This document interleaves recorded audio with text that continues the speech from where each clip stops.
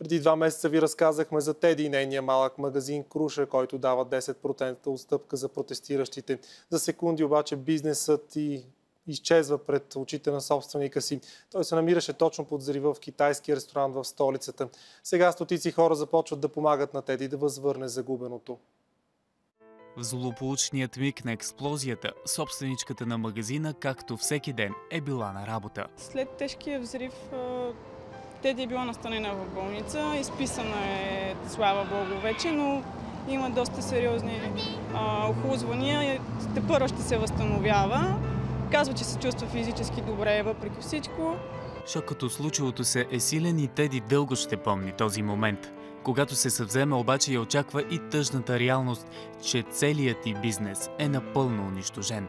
Затова и група, организирана във Фейсбук, решава да направи кампания, която да върне надеждата на Теди. Георги я познава само като клиент, но заради нейния позитивизъм и усмивка не може да не остане съпричастен със случилата се трагедия.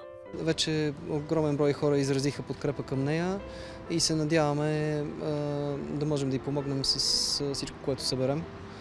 И съм сигурен, че колкото и да съберем, тя оценява и ще оцени жеста по достоинство. Така всяка вечер в 7 пред Руската църква една малка кутия събира добротата на непознати, които са пазарували от магазин Круша. Към момента сумата заедно с парите в банковата сметка е около 1500 лева.